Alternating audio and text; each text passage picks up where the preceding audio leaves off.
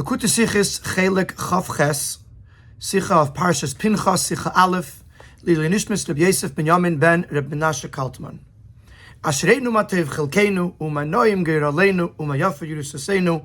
Everyone is certainly familiar with this verse, but have we ever thought about chelkeinu, geiraleinu, yerusasenu? What are these different terms? What do they mean?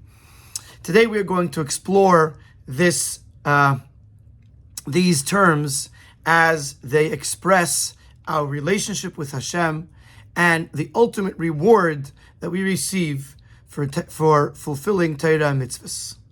The context, of course, will be a Rambam and the idea of Yerusha. But let's take one step at a time. In Minyan HaMitzvahs Bereish Sefer HaYad, weil derech sei in sein Sefer HaMitzvahs, schreibt der Rambam als die letzte Mitzvahs asay. In the order of the mitzvahs, in the list of the mitzvahs that the Rambam lists at the very beginning of Mishnah Torah, the Rambam goes through all 248 and all 365 mitzvahs, and then says the 248th positive mitzvah, lodun bedin dinachles, to judge in the various different dinim that have to do with inheritance. Shenemar, as the pasuk says, ish ki yamus ubein ein loy, if a person will die and he doesn't have a son. This is, of course, in Parshas Pinchas, this week's parsha, where, as we'll see later in the Sicha, the Benois Tzlavchad came to Moshe Rabbeinu, the daughters of Tzlavchad came saying that they didn't get a portion in Eretz Yisrael because their father had died and he left no sons. And Moshe asks Hashem, and Hashem introduces the laws of Yerusha, of inheritance. That if a person dies and doesn't have a son, then his assets go to his daughter, and if he doesn't have daughters, it goes to his brother. If he doesn't have brothers, it goes to his father, etc. So, and the pasuk begins, if a person dies and he doesn't leave a son. So the Rambam refers to that pasuk as the origin, as the source of the mitzvah of Yerusha, of inheritance, and says the 248th mitzvah is to judge the dinim, to perform, to go through the dinim of the various different dinim of nachla, of inheritance. It is well known that the order in which the Rambam chooses to organize his halachis is 100% precise. Palpize is moving as das was the Rambam is medayik to Messiahs and mitzvah say with the mitzvah for nachales, and therefore it's understood that the fact that the Rambam specifically concludes the list of mitzvahs with the mitzvah of nachales, of inheritance, is weil di mitzvah is der gemar ushleimus v'niyah mitzvah, is because specifically this mitzvah is the culmination and the conclusion of all the mitzvahs. And just like the first mitzvah, which is Leida sheyeshem aleka, shenemar anechi yeshem alekacha, to know that there is a God, as it says in the pasuk, I am the Lord your God, is der tam der von moving bepashtus understood why the Rambam lists it first. Val das is the erste and ikudik mitzvah and all the mitzvahs about lacher, because it is the first and primary mitzvah of all of the following mitzvahs. Ubelash na Rambam v'rei Sefer HaYad, as the Rambam says it out in the beginning of Sefer HaYad, Yisoida v'amud hachachmas, it is the foundation of all foundations and the pillar of all wisdoms, laid out to know that there is one God, that there is the original being. And the Rambam actually specifically refers to it as mitzvah rishayna v'chulu. It is the first, it is the most fundamental mitzvah. So certainly, as it is in the first mitzvah, the Rambam brings it first because it is so fundamental. Al derech says,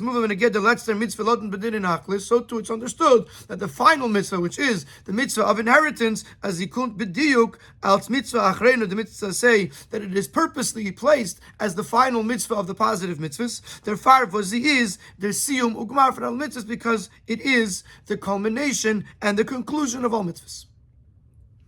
So we have to now explain what is so fundamental, what is so important about the mitzvah of inheritance, that it becomes the final and culmination of all mitzvahs. At first glance, we can say the pashtus that on a very basic level, all mitzvahs that a person has to fulfill are during his lifetime. Whereas the mitzvah of inheritance it only becomes applicable after he concludes his time on this earth. Der Farstellte the Rambam B'Siyum Gemara Mitzvahs, and therefore we could say maybe that's why the Rambam places it at the end, because it happens after the life of the person. So I'll move on. But it's understood that this is very difficult to say. There are many mitzvahs, or some mitzvahs that have already been mentioned by the Rambam, that are connected with the passing, with the death of a person. And things that are relevant after the person's death. For example, the mitzvah of burial, or the mitzvah of the fact that a person that was hung on a tree, to not leave the body overnight, but to bury it before the end of the day. It's also a mitzvah that has to do with death. It's only applicable after life, after the life has ended, of the person has ended, and yet it's mentioned much earlier in Rambam, in the list of mitzvahs, and the Rambam doesn't wait till the end. In addition to that, the inyan von dinin in achles is not a mitzvah motelas ala adam atzmi v'keitzes b'zeh. The mitzvah of inheritance in this case is not the mitzvah upon the person himself. Not a mitzvah of bezdin lodin b'dinin achles. The mitzvah is upon bezdin that they should judge when it comes to questions with regards to inheritance. And as the Rambam explains this at length in detail when he gets to in Sefer Hayad, when he gets in the Mishnah Torah to the laws of Yerusha. Behind as Bezdin soll dann sein, wie soll sein, der Seder Yerusha nachletz for the lebendige Yerusha. The Bezdin should get involved to judge what should be the order of the inheritance for the living heirs. Und nicht men bavaren dem Meirish. It's not a mitzvah to the inheritor. Hat doch kein Ort nicht zu verbinden dem Seder von der Mitzvah, stellen ihr als letzter mit Mitzvah Meirish, so therefore it doesn't make sense to connect its order with the death of the inheritor. The mitzvah is not even upon him, it's upon Bezdin. So this is the first question. What is the explanation why the Rambam places this mitzvah at the end? And we cannot say, or it's difficult to say, that it has to do with the fact that it comes after life, because there are other mitzvahs that are after life, that the Rambam does not wait to the very end of the list to list them, as well as this isn't even on the person, this is on Bezdin. There's another question that we have. After mitzvah now, lodin b'dinin achlis, with regards to this mitzvah, which is upon Bezdin, as mentioned, to judge the various different laws with regards to inheritance, bring the Rambam dem pasuk kenal shenemar ish kiyamusu beinele. The Rambam brings the pasuk, which is actually from this week's Parshas Pinchas, if a person will die and doesn't have a son. Which seemingly, these words don't express the actual mitzvah. The mitzvah is the next word, or as Rabbi will mention in a moment. The fact that a person dies and doesn't have a son does not actually express what the mitzvah is. As an Efranus chois, the Rambam is takamaitik noch werte from pasuk, and therefore there are versions in the Rambam where the Rambam does quote additional words from the pasuk. V'ha'avartim es nachalasa, you shall pass on the inheritance. Goimar. When leit kamenus chois is a Messiah ech mit pasuk v'hoysu l'chukas mishpat, and in some versions there's even the end of the pasuk. This shall be the law of the judgment, which these words do contain the mitzvah of inheritance. Since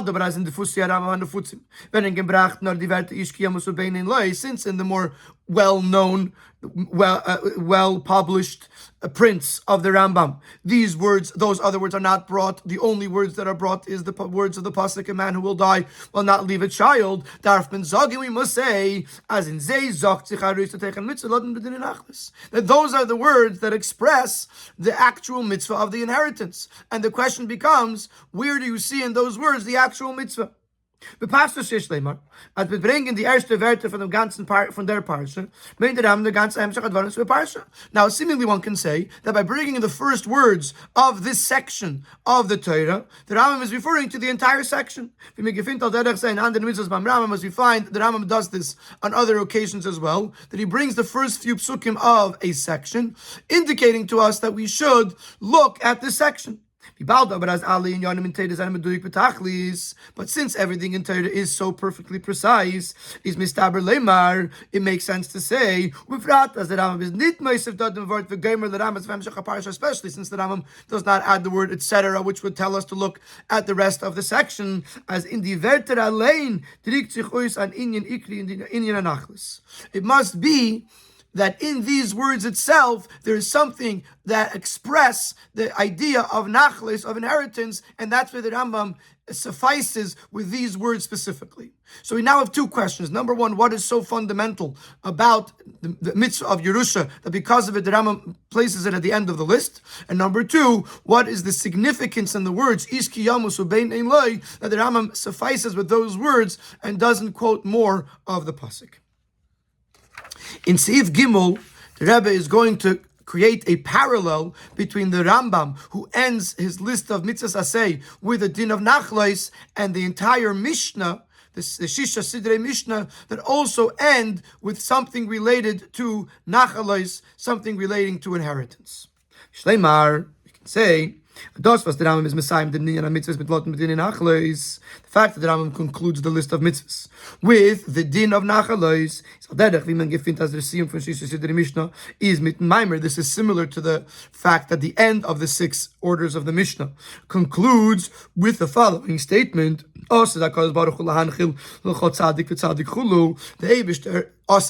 excuse me. When Mashiach comes, the Eibishter is going to bequeath to every tzaddik in the chulu. Over there it says the Mishnah says 310 worlds. Shenemar, as it says in the pasuk, lahanchil oya vayesh, to bequeath to my beloved yesh. Yesh is the numerical equivalence of 310.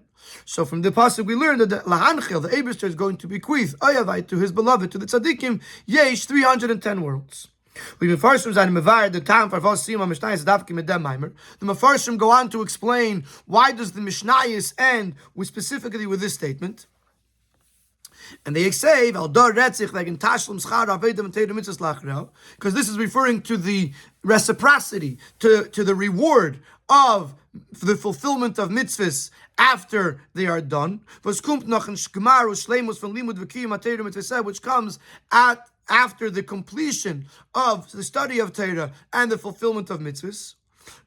So, in other words, the Mishnah is concluding the entire Mishnayos, the entire Shisha Siddur Mishnah was saying there is a reward waiting for you. That someone who learns the Mishnayos and learns the Torah and does the mitzvahs receive this reward of 310 worlds.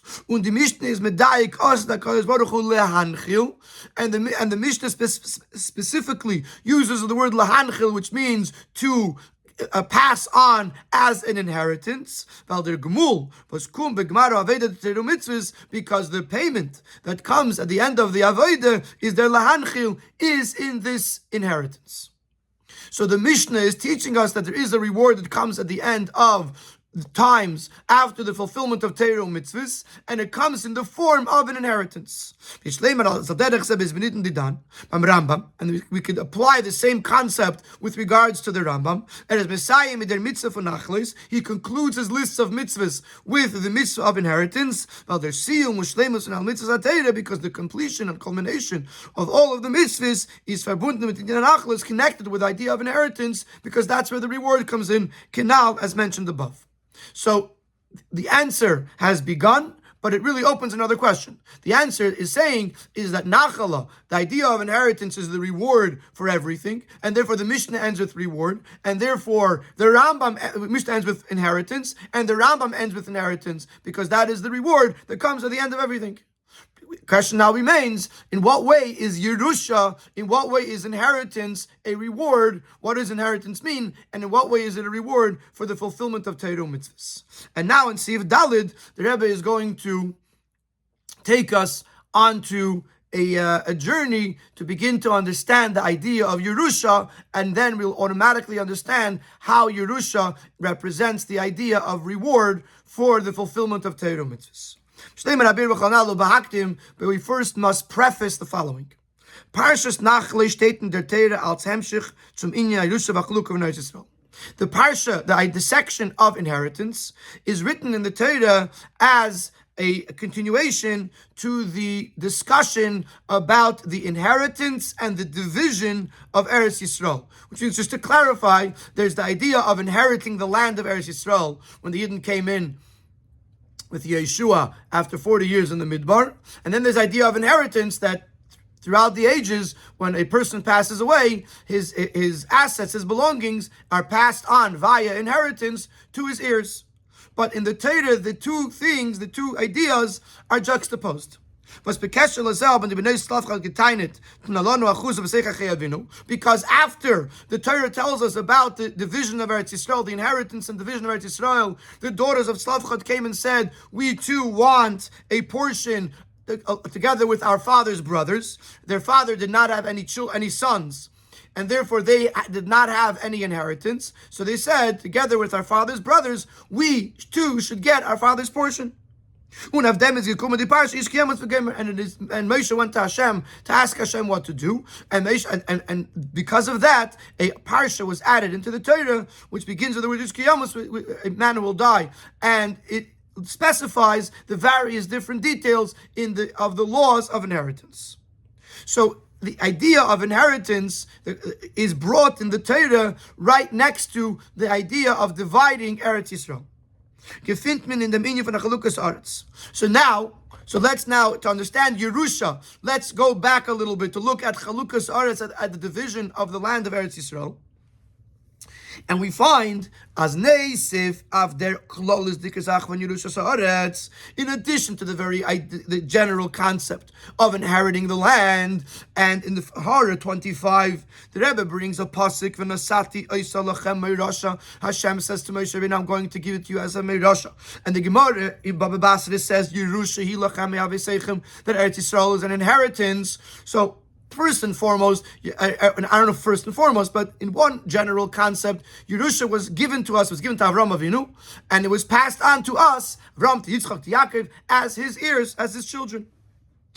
But if we look at it more specifically, we'll see three different. The general idea of inheriting the land is a more general idea, but within that lie three more detailed elements. Aleph Yerushas Aretz. One would be the idea of inheritance, belonged to our forefathers, and therefore we are inheriting it.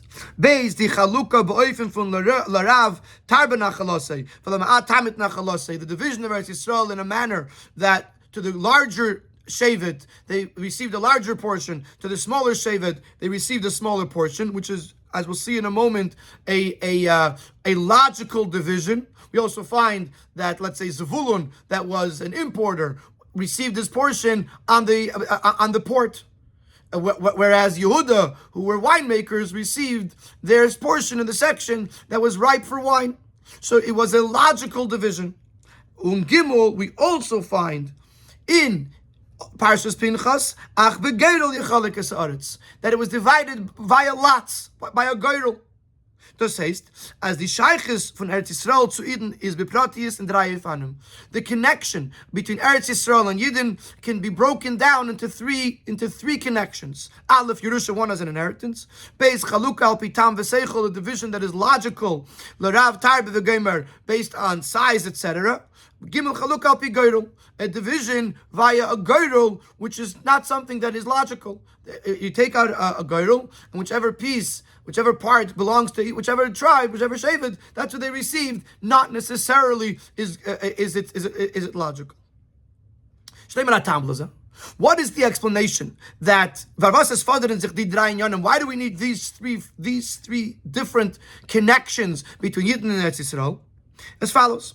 Das, was Eden bekommen in Eretz Yisrael als Nachla, is nicht gewähnt stam übergeben und teilen allein zu Eden. The fact that the Eden were given Eretz Yisrael as an inheritance is not just so that the Eden should have a land and it should be divided amongst them. Rather, Eretz Yisrael is doch Nachlas Hashem.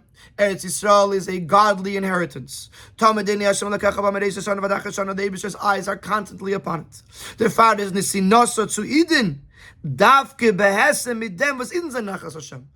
since Eretz Yisrael is a godly inheritance, and the Jewish people are a godly inheritance, so the connection between Yidden and Eretz Yisrael is going to parallel the connection between Yidden and the Eibishter. Chazal, Omar HaKadosh Baruch Hu, Yoveu Yisrael shebou lechelki, v'yinchelus others shebou lechelki. The Chazal say, may the Yidden come who are my portion and inherit the land that is my portion. U'memele is the Nesina von Eretz Yisrael nachlas Hashem zu Eden megala und is an Ausdruck von Edens Verbund mit dem Eibishter. And therefore, when Hashem gives Eretz Yisrael to the Yidden, it reveals and it expresses the relationship, the bond of a Yid with Hashem. So, we said that there's three connections between Yidden and Eretz Yisrael.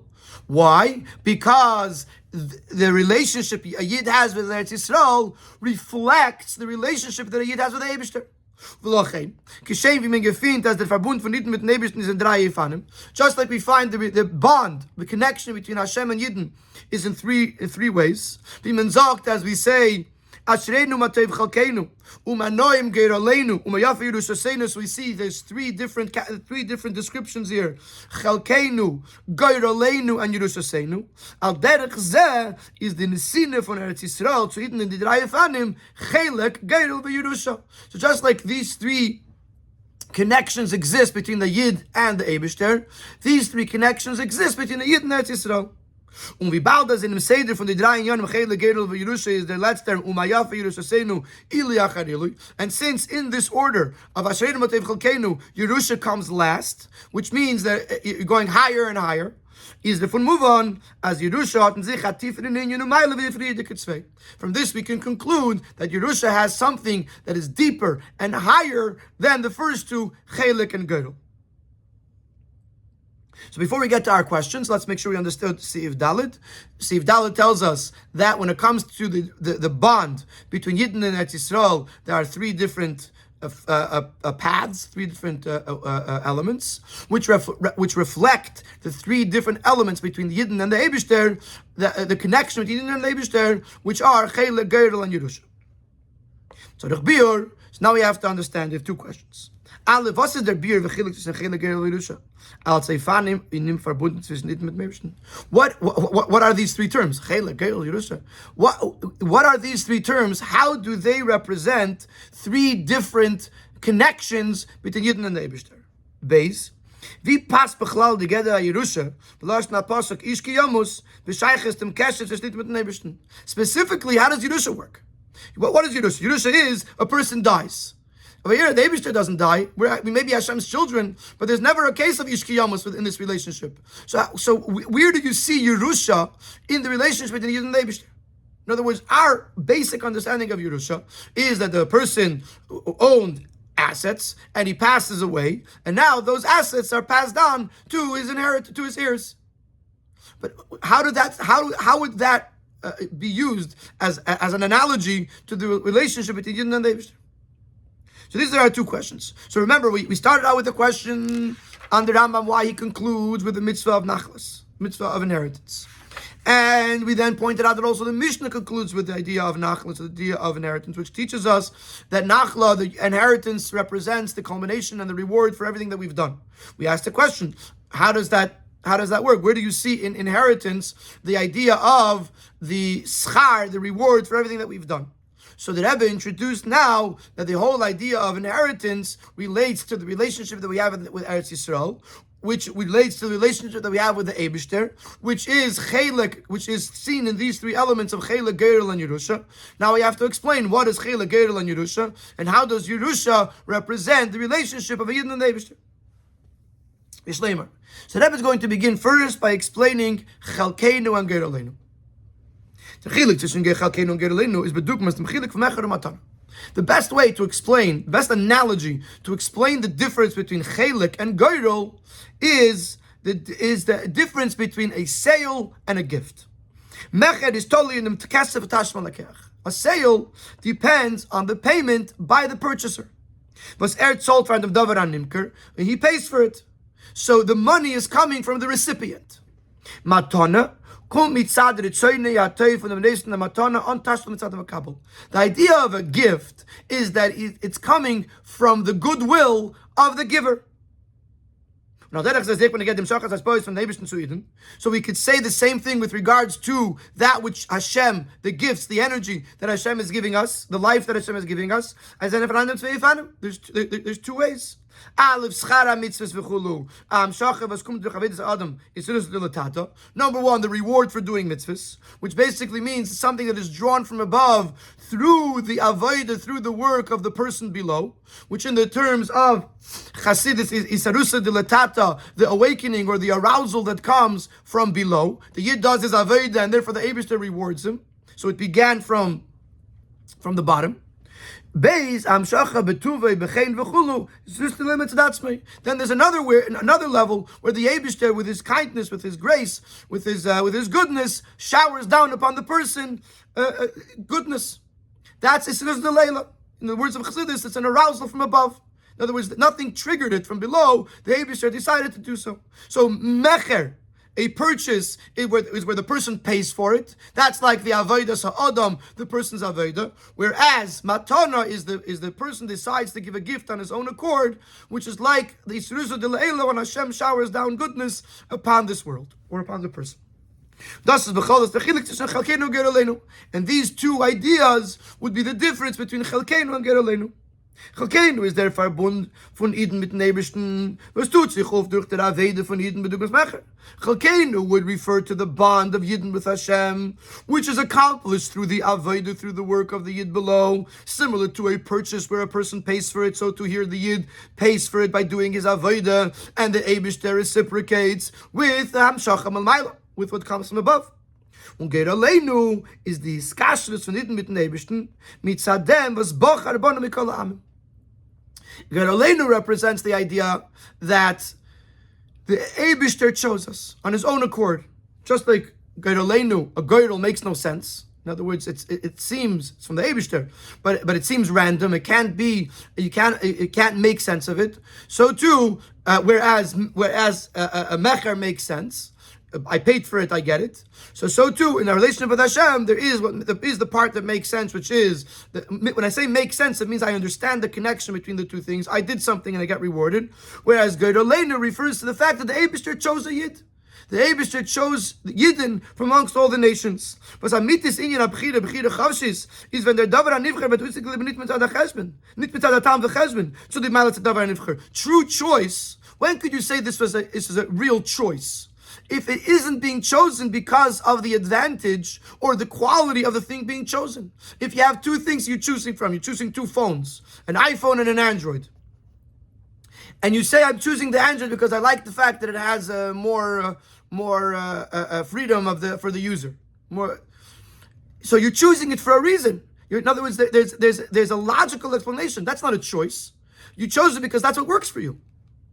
Now, when do you say the true concept of Bechira? I'm not talking about Bechira of the person. I'm talking about the Bechira of the Eibishter. That you can say the Eibishter chose the Jewish people. When is that a choice? Nor blaze their fire when it's not based on any of the qualities of what's being chosen. Rather, this is the decision, this is the desire of the Becher, of the chooser. Which in this case, in this idea, it's similar to a girdle. But it's which a girdle doesn't follow logical reasoning. It's not like it's being chosen because of its qualities. When you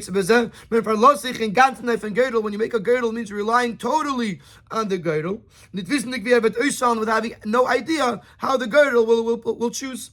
Where it says that you make the girdle and everything comes from Hashem. And the Rabbi here in the brackets compares it to matana, but says from the which in a gift is dependent on the desire of the giver. In other words, it's not coming because someone is buying something where the person is being paid. It's the giver decided to give a gift. The Rabbi is going to point out that there is, in a gift, it's a little bit different. But in relative to Mecher, the gift works.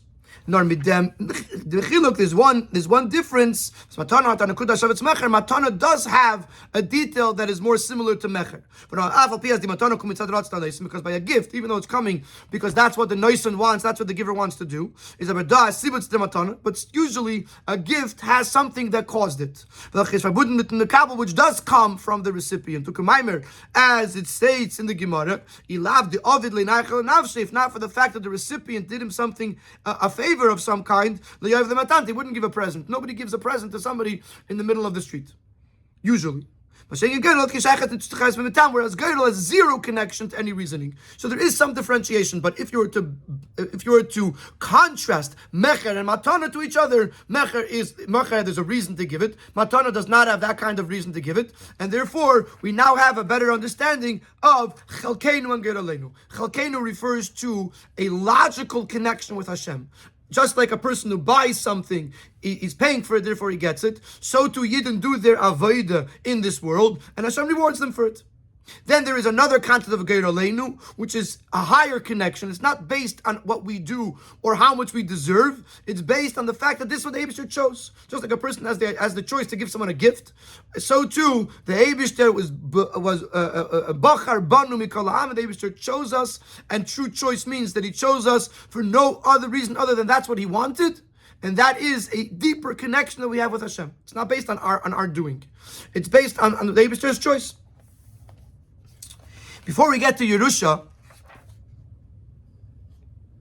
in Sif Vav, the Rebbe is going to take this idea of Chelkeinu to a deeper level. Up until this point, the Rebbe explained what's Chelkeinu. Chelkeinu is the relationship that we have with the Eibishter because we do something for Hashem, we do Teiro mitzvahs, and the Eibishter rewards us. In Sif Vav, B'Oimek Yesha, the Rebbe is going to say to go a step deeper, there's a deeper connection than just the fact that we do something and we earn reward. Der Inyan von Chelkeinu is verbunden nicht nur mit der Avede von Yidden.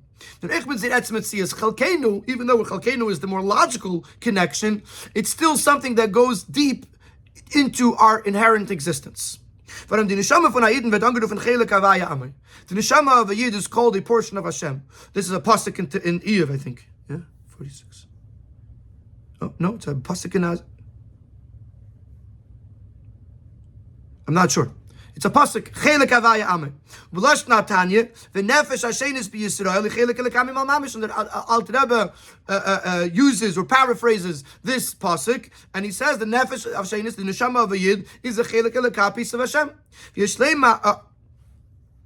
So it's not only the idea of the fact that you didn't do an avodah and therefore they get reward. There's also an inherent connection that we have with Hashem, and that is that we are chelek Hashem. We are a piece of Hashem. We're a piece of Hashem, and therefore we have this connection. The Yashleimar says the Rebbe, we have to say, as eich legabe oder meile von Chelkeinu is da yisn in minyan hagol. Previously, we said that the Chelkeinu is a logical connection. It's a reciprocal connection, whereas Gourarie is a connection that transcends logic. So the Rebbe says, even if you're going to look at Chelkeinu as the fact that a Yid is Chelek Elakami Mal Mamish, which means that it's something intrinsic within the Yid, not just something the Yid does, still Geraleinu is higher. How? The Rebbe explains.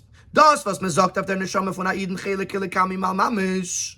When we say that a Yid is a piece of Hashem, Richtu is die Meile und Gedusche in der Metzias von Yidin. It's still expressing and emphasizing the advantage, the quality of the Yid. The Yid is special because he's a Chelek Elakami Mal Mamish.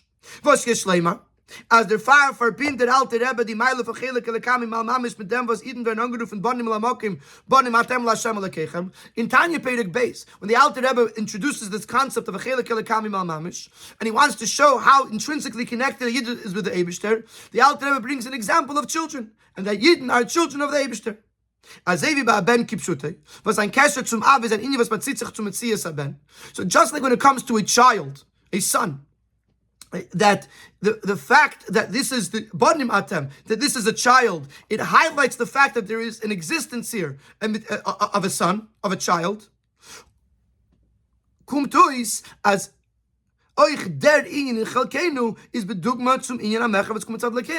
in this aspect, there is a comparison to the earlier idea of Chelkeinu, where we compared it to a purchase it's coming from the Lekeach.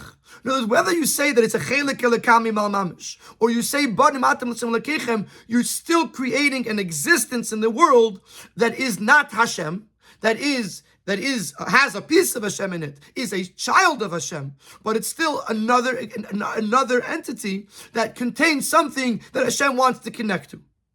So therefore, it's like a mecher. It may not be what we're doing, but it's something that we have intrinsically within us that earns us this relationship with Hashem. It's still something that is being earned by the recipient. Mashe enkin der inyan von Geiraleinu bachar banu is nicht der Ile in der Metzias von Yidden. Whereas when you talk about Gourarie, which we said is the idea of Bechira, Hashem's choice in us, is not about the greatness of the Metzias, of the existence of the Yid. But which, however lofty the greatness of the Yid might be, it's still a finite greatness. Vibalda says the kedusha because since it's connected to his own existence, and as a creation, she, they are limited, they are finite. Therefore, the kedusha that they could reach is finite. So when we say Gourarie, we're not talking about the greatness of the Yid. It is the bond that comes solely from the part of the chooser, in this case being the Eibishter, which is not limited, which transcends any type of limitation. So Gourarie, the focus is on the Eibishter. Even in this higher version of Chelkenu, that it's Chelek Elekami Mal Mamish, the focus is still on the Yid. The Yid earns this relationship with Hashem because it's a Chelek Elekami Mal Mamish, because his Bana Matan Samachechem is the Eibishter's child. Whereas Gourarie is focusing on the Eibishter. And from the Eibishter's perspective, the connection it transcends any form of limitation, and therefore is much higher. Via Shleimar, as does der Kefalosh Napostaki Am Kadosh Atel Hashem Alekecha Ubecha Bachar Hashem. This is the connection. This is the meaning of the pasuk, where the pasuk says, "Because you are a holy people to Hashem, and in you, and you Hashem is chosen." Rashi is mefarish. Rashi explains, "Ki Am Kadosh Ata Kedushas Atzmecha Me'avesecha." You have your intrinsic holiness that you inherited from your forefathers. And another thing, Ubecha Bachar Hashem, Hashem chose you. So now we understand. When we divide Chelkenu and Gourarie, this pasuk is so much more understood, so much better understood. Am Kadosh Ata is the kedusha mitzadem was banu atam lekech. You are a holy people. This is the kedusha. This is the holiness because we are Hashem's children. But this is kedusha's atzmacha, which is still a kedusha that belongs to the person themselves. It's a kedusha that's being recognized by the below. But then there's another, additionally, more lofty level. That Hashem chose them, which is a much higher transcendent choice, has nothing to do with what they bring to the table. So to summarize, we have Chelkenu and Gourarie. Chelkenu is a relationship with Hashem that's based on where the focus is on the Yid, the recipient. Whether you see it bitzad Avedas Adam and Hashem is giving a schar, a reward, or you're seeing it that the Yid is a child of Hashem, the Yid is a Chelek Elekami Mal Mamish, a piece of Hashem, and because of that they are receiving the Hamshacha from Hashem. But nevertheless, the focus is on the recipient. Chelkenu, we are Hashem's portion, which means that we have a logical, so to speak, relationship with Hashem. Then there's Gourarie. Then there's the fact that our relationship with Hashem transcends logic. It transcends the finite measures of creation. The Eibishter chose a Yid because that was his ratzon, that was his desire, that was his will. This is a much higher connection with Hashem. And these are the first two levels. When we say Matev Chelkenu, Manaim Gourarie, we're talking about two layers in our relationship with Hashem. One where the focus is on us and what we bring to the table, so to speak, and one the focus is on Hashem and the choice that Hashem made in choosing us to be His people. In Siv Zayin, the Rabbi is going to take us to Yerusha. How Yerusha, Chelkenu, Gourarie, Yerusha Seinu. That Yerusha far surpasses even Gourarie. The Rabbi will explain. Aber afal pikein hat eich matana was kommt zu der nächsten verbunden mit dem Kabel. Even matana, even the second level, which is matana, which is coming from the giver, it still has a connection with the makabel, with the recipient. Why? Warum matana is in Yona, was der nächsten Gita weg die Sache zu zweiten. The idea of a gift, and the Rebbe does not bring in the idea that he did him a favor. The very fact, in other words, even if there was no favor involved, the fact that a person is giving a gift, he's giving something to another person. The makabel matana, there's a recipient. And he wants to do something for him. In other words, there is an interest in currying the favor of the other person. There's another person there who is receiving the gift. Similarly, we could say with regards to girdle, and girdle is no gift. But as a girdle, even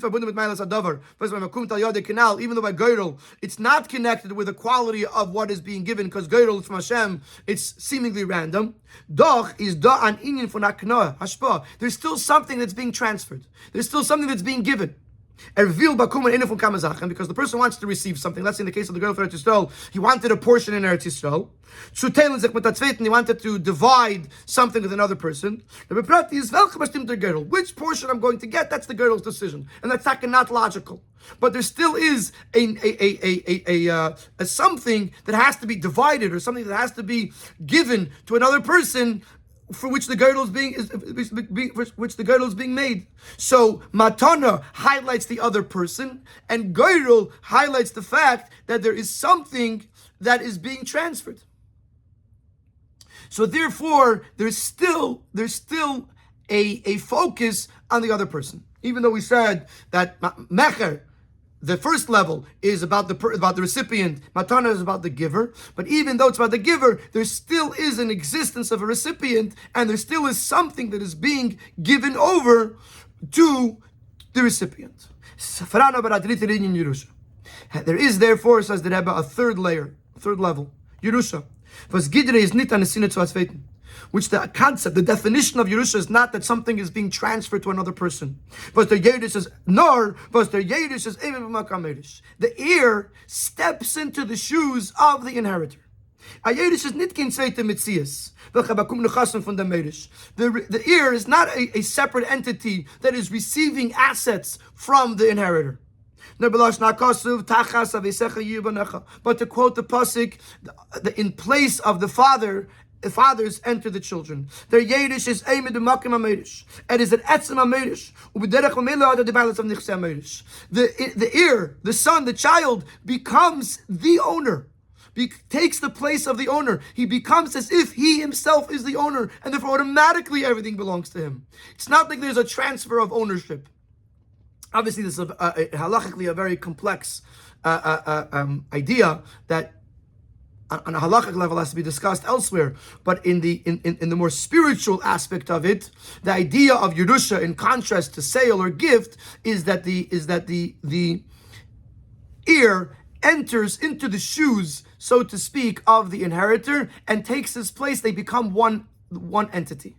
Kumtui says the Ma'iluf and Yerusha Fecher Matana is. Now let's explain how this expresses the advantage of Yerusha over Mecher Matana. Mecher Matana v'Gedel Zarelin from the sin of Ashpa. The idea of a gift or a sale or a girdle is about giving something. It's not about the person himself, but how he is giving to another person. The difference would be, what is the cause, what is the motivation of the giving? By a sale, the money that the purchaser is paying, that causes the transfer of ownership. And by a gift, it's the will of the giver. But even in the case of matana, what is his will? To give something to someone else. Whereas by Yerusha,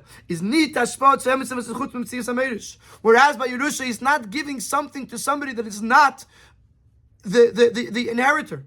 The fact that the Yerish, that the heir receives these assets, is because he becomes the inheritor, the person that is the inheritor. So now that we understand Chelkeinu and Geiraleinu, and then Yerusha Seinu, the idea of Yerusha becoming one with the inheritor, now let's apply it more, and the Sivches will be somewhat of a summary, but also clarifying the three different hiskashrus and the three different bonds, or the three layers of the bond that a Yid has with the Eibishter. Chelkeinu is der Verbund von Eden mit Elokus. Chelkeinu represents a bond of a Yid with the Eibishter.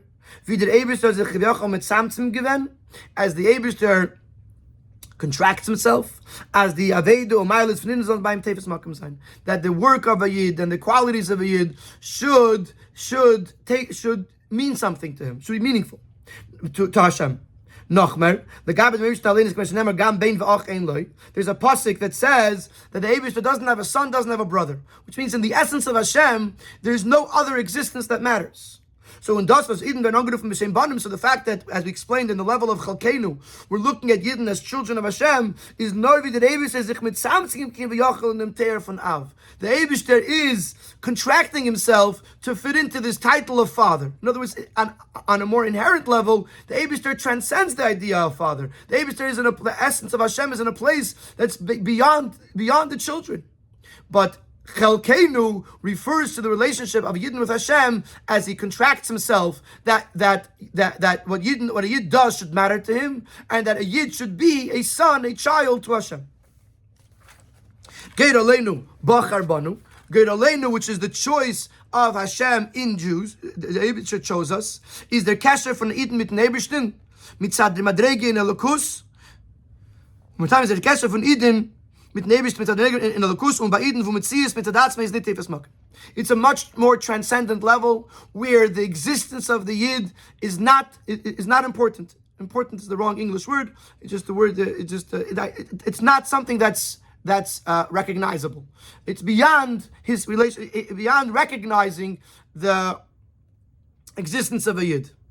The kesher is nor misad b'chiras echad shel HaKadosh Baruch Hu. The bond is there solely because this is what Hashem chose. In other words, Chelkenu, Hashem contracted himself that what we do should matter. Here, this is higher than us mattering. At this level, we as our Aveda doesn't matter to Hashem. Hashem chose us because that's what He wanted to choose. But still Hashem chose us. So there is, we do have some matter there. If you're saying the word choosing, then He can't choose Himself. You can't choose yourself. If I'm saying I'm choosing this over that, that's two things that are not me. And I'm choosing one for myself that's not me. So if you're using the word Bachar Banu, it means that it's still choosing something that's not the essence of Hashem. Just that on this level, the reason of the choice is not the quality of the thing being chosen, but it's the desire of the chooser. But still, even though it's a transcendent level where the Aved of Yid doesn't matter, but still there's still something that Hashem is choosing. Masheikin Yerushaseinu is in Yonei, was Eden seinen Kivyachal ein Sach mit Atmusi Yisbarach. Yisrael v'Kodesh Kol Echad. Yerushaseinu, the idea of Yerushaseinu is where Yidden become one with Hashem. Der Verbund von Eden mit Neibishtin is in Atmusi Yisbarach. Was ist Hecher von welcher es ist nur Shal Tzimtzum v'Chulu. The relationship of a Yid with Hashem, with the essence of Hashem, that is far beyond any form of contraction. Und der Farbe ist angerufen b'Shem Yerusha, and that's why this relationship is called Yerusha.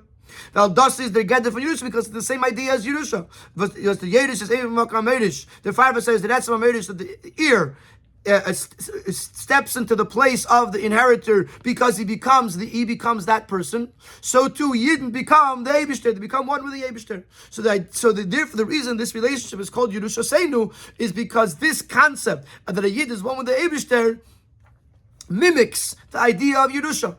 That just like Yerusha is that the Yerush and the Meirish become one, so too Yerusha Seinu represents Yidden and the Eibishter becoming one. So now, tomorrow morning, when you say the words, you're thanking Hashem for Him choosing us, or rather I should say for Him giving us a hashpah and rewarding us and recognizing us and rewarding us for what we accomplish in this world.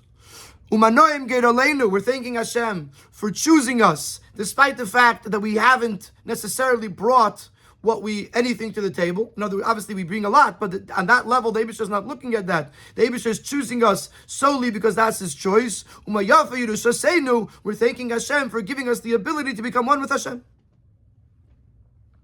In Sif Test, the Rebbe is going to say that we could break this down into three eras in history, in Jewish life.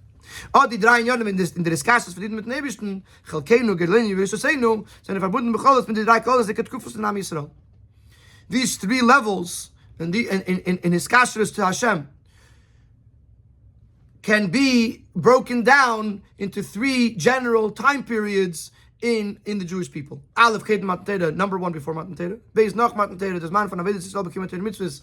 Number 2 after Matan Torah, when Yidden engage in the avodah of learning Torah and doing mitzvahs. Gimul La'asid Lavai. When Mashiach comes, there's man Gmul B'Yisur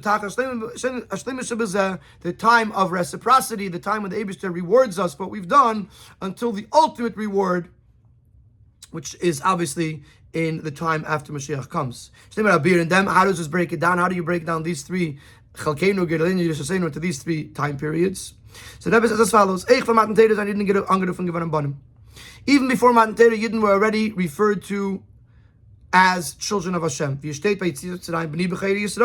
As it says in the beginning of Chumash Shmos, B'nai B'chei Yisrael, this is before the Yidden went out of Mitzrayim, Hashem already is referring to them as my child. And even before Matan Torah, it was very clear and very revealed the advantage, the greatness that the Yidden had over the other nations, which is why the Yidden went out of Mitzrayim and nobody else. The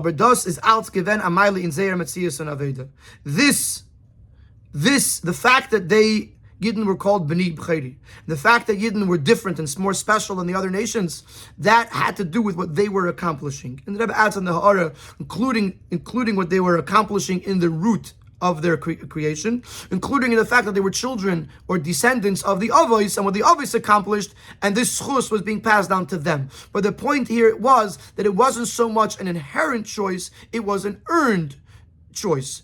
It was an earned quality, something that came by their own avodah, or the avodah of the people that came before them, but still, it was avodah that brought them to this place. The Matan Torah is Nizgalig, that was the first kufa, till Matan Torah, where Yidden were special, but it was because of who they were, or what they were doing, that gave them that specialty. Matan Torah is Nizgalig, Matan Torah became revealed, the idea of the Eibishter chose us.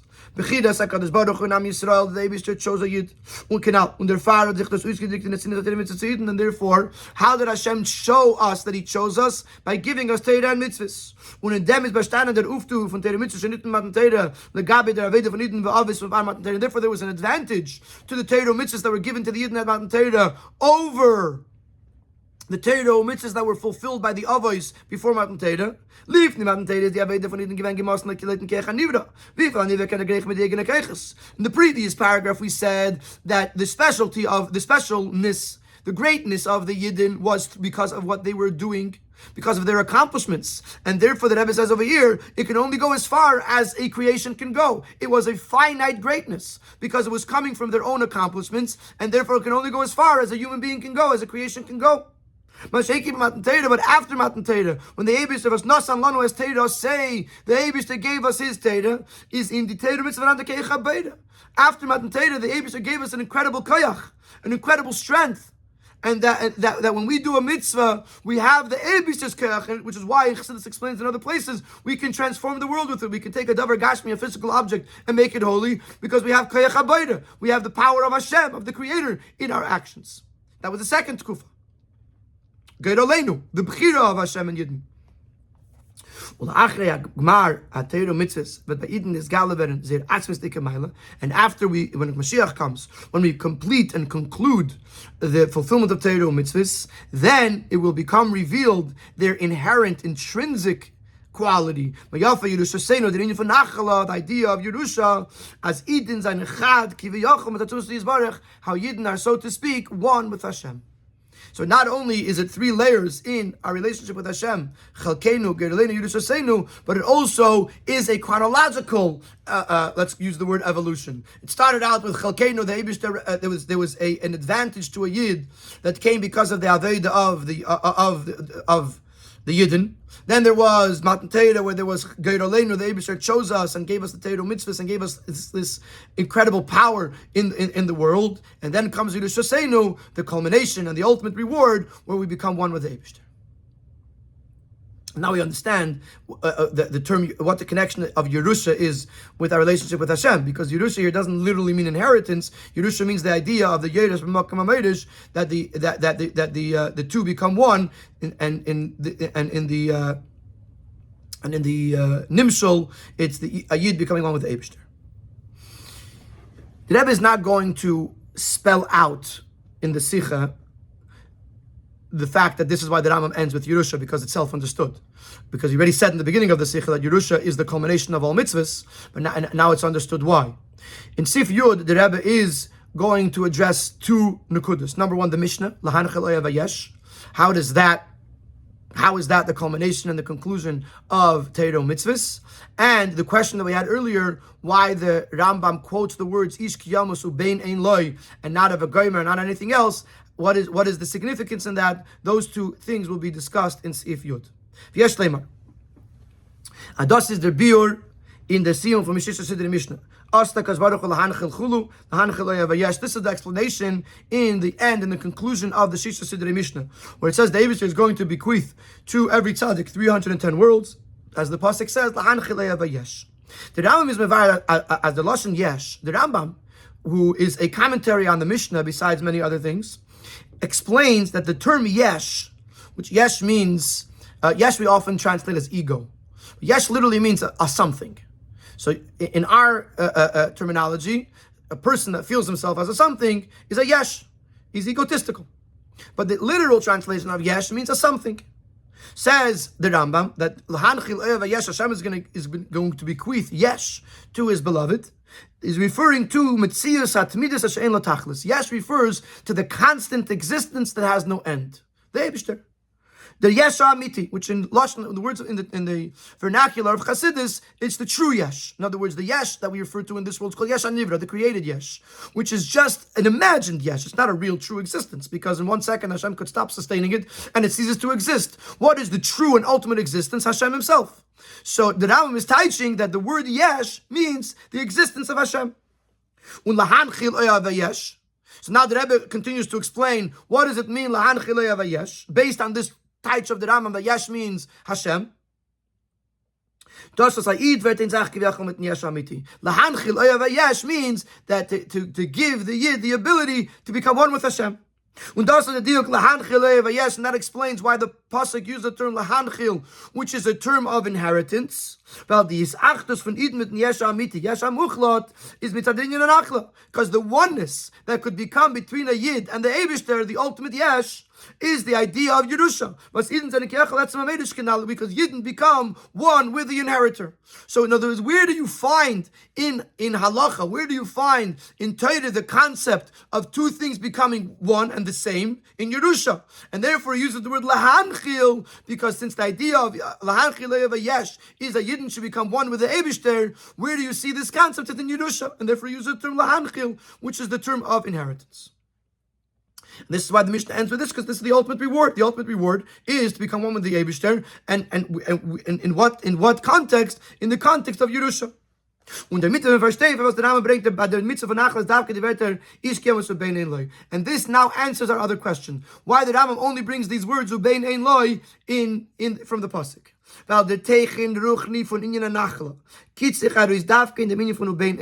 Because this way, now just to clarify for a moment, in our basic understanding of nachala, there has to be a bain, or at least an heir, a daughter, a brother, or someone. There has to be a person that's going to receive the inheritance.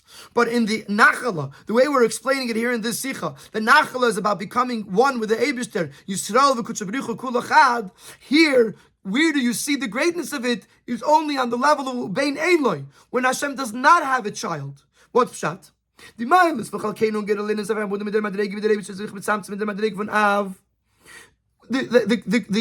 greatness or the advantages, the qualities of Chelkeinu and Gedoleinu are connected with the levels of Hashem, the way He contracts Himself to become a father, which allows there to become the existence of a child. Even on the level of Gedoleinu, which Hashem is choosing the Yidden, what is He choosing? He's choosing them to be His children. So Chelkeinu and Gedoleinu, that is where there is a concept of Banim. It's a lower level where the Eibishter contracts himself to recognize the idea of a Bain. Maschenken together for Yerusha Seinu is verbunden mit Atzmusay shel HaKadosh Baruch Hu. The definition of Yerusha is as it relates to the essence of Hashem. Was dort sagen bein einloi, it's hecher von welchen es is Inyan shechutz imenu afilu b'derech bechira.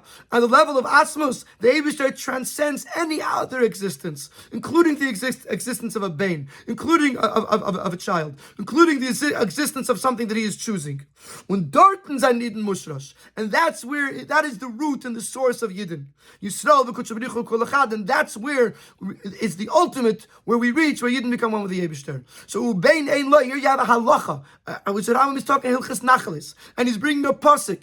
But in this depth, we see what the Rambam is trying to tell us. So the ultimate reward and the culmination of everything is where we become one with the Eibishter. And that happens in the terms of the Mishnah, Lahan Chilei Vayesh, as a Yerusha. And that happens in the mitzvah of Nachala, where we reach the level of Bain Ein Loi. We reach the level of Elikus that's higher than Bain, higher than having a Bain. And that's the Shadish, that's the root of the Etzem of the Yid. And that is the ultimate schar when a Yid becomes one with the Eibishter.